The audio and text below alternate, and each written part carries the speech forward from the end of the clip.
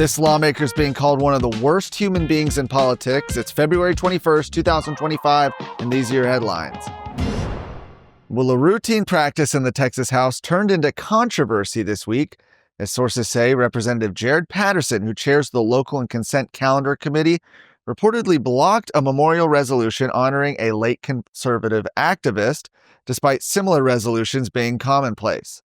House Resolution 170, filed by Representative Andy Hopper, sought to honor the life of Jill Glover, a longtime conservative activist and former member of the state Republican Executive Committee, who died of cancer last year. Many of you know Jill.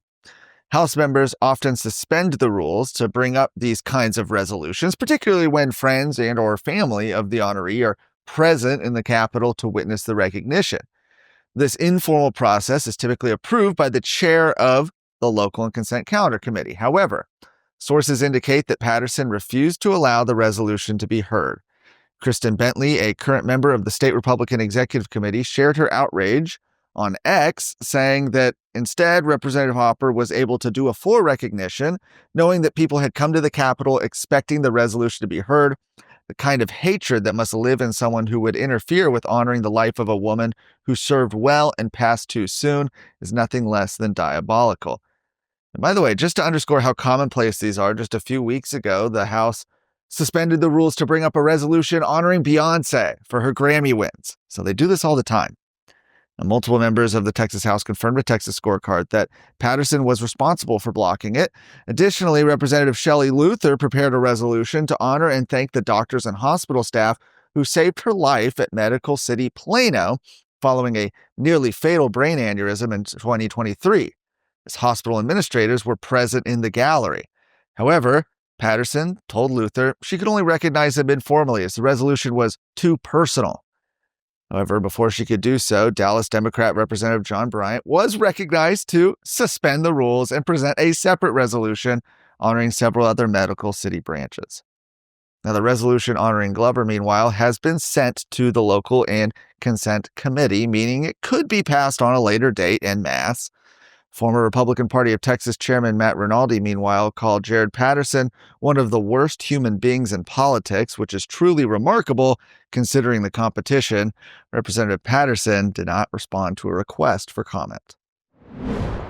Attorney General Ken Paxton is taking legal action against the NCAA, seeking a temporary injunction to halt what he says are deceptive trade practices, as the organization's athlete eligibility policy could allow men to compete in women's sports.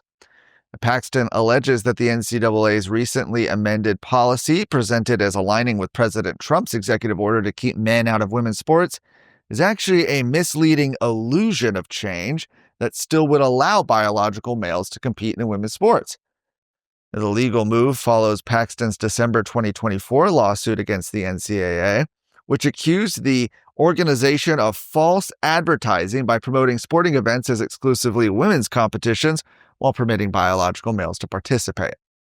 The AG's filing also raises concerns about the NCAA's enforcement mechanism, specifically pointing out the lack of sex screening procedures for student athletes. He argues that this absence allows biological males to surreptitiously participate in women's sports. A spokesperson for the NCAA told Texas Scorecard the policy is clear that there are no waivers available and student athletes assigned male at birth may not compete on a women's team with amended birth certificates or other form of ID.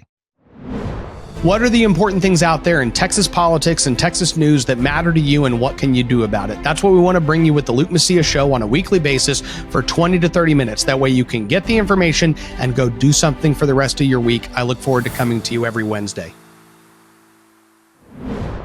Last up, we've talked about reports recently that have exposed millions of federal taxpayer dollars being funneled into national and international news organizations, raising concerns over journalistic independence and government influence. And at the state level, we recently highlighted how agencies in Texas have directed millions of dollars towards left-leaning publications. And now newly obtained records from the Texas House Business Office provide a closer look at the news sources Texas lawmakers are using taxpayer funds to subscribe to. A recent legislation filed by Representative Briscoe Cain would prevent state agencies, including the legislature, from using public funds to support news organizations. These records covering January 2024 through February 2025, detail specific publications funded with public dollars by each office.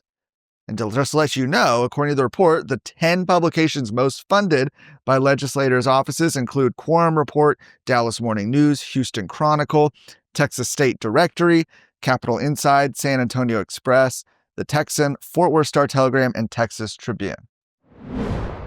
You can check out the full list of offices at our not taxpayer-funded news site, texasscorecard.com.